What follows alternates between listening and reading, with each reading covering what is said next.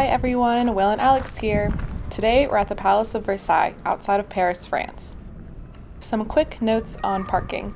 We drove our car from Paris to Versailles, which took about 45 minutes, and we parked here. You can also take the train, but it takes over an hour, and there's a 20-minute walk from the train station to the palace.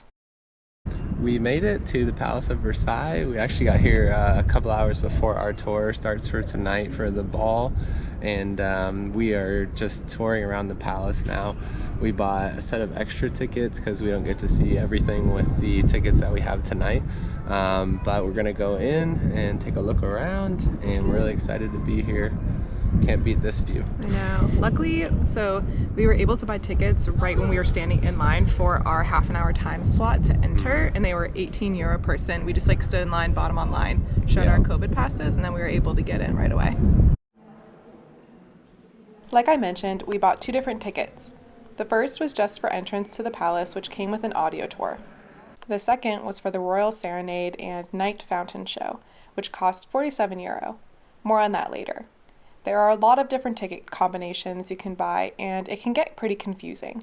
I'll leave some links below to help you get started. We're glad we bought the palace ticket because we could take our time in each room. Later on, we would kind of be ushered through during the evening portion. This is the Royal Chapel, completed in 1710. The court was assembled here every morning at 10 a.m. for the King's Mass. We'll see more of that later. The tour takes you through the King's State Apartment, which is a series of 7 rooms.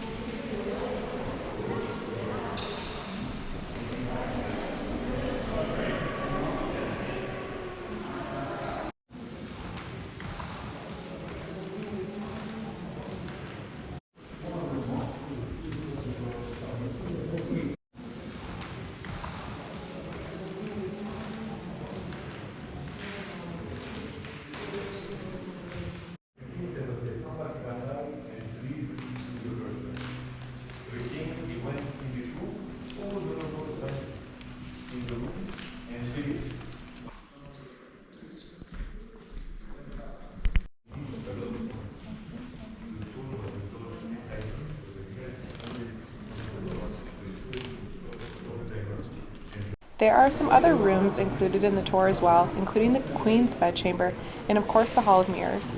We'll come back here during the Serenade.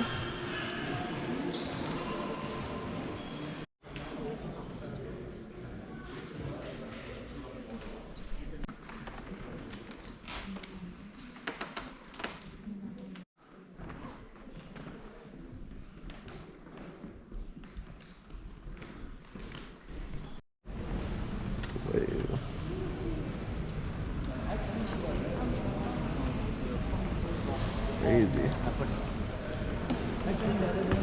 Big art. As I said, the Royal Serenade is a separate ticket that needs to be booked in advance and only occurs on Saturdays from mid-June to mid-September.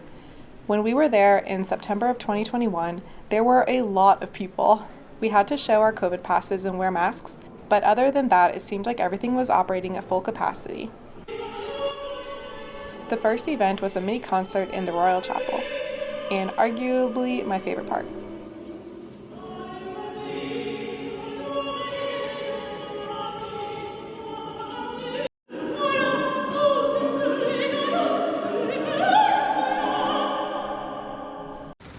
Next, you are ushered quite quickly through the King's apartments in order to reach the Hall of Mirrors for the French-style ball during Golden Hour. Our ticket was for the 7:30 time slot and the lighting was beautiful, although I've heard 8 p.m. is even better.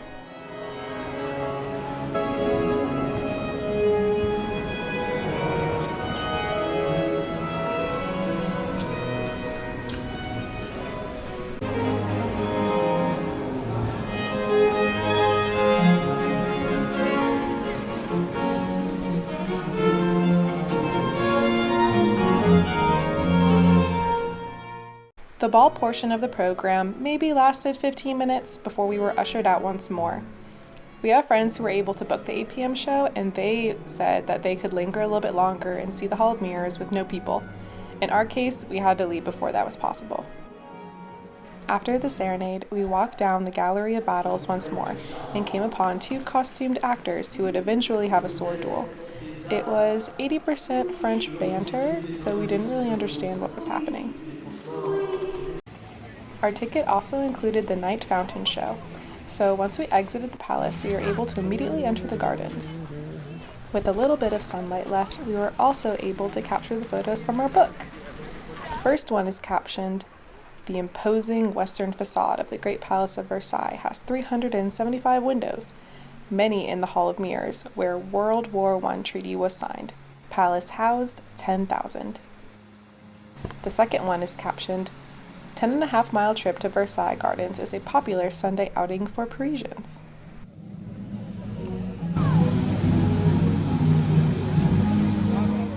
The last one says, "Versailles fountains play on certain Sundays, are sometimes lighted at night." There were a lot of people in the gardens. There was music playing, and the fountains were lit up beautifully, and most were synced with their own music.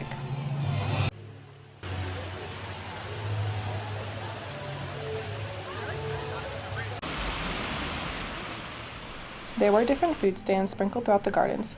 Be prepared to wait in line and to pay a lot for it.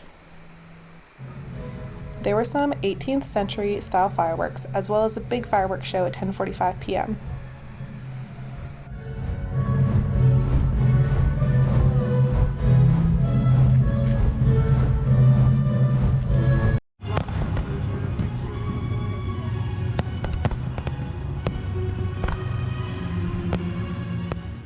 I've also got some bits of advice to help manage your expectations.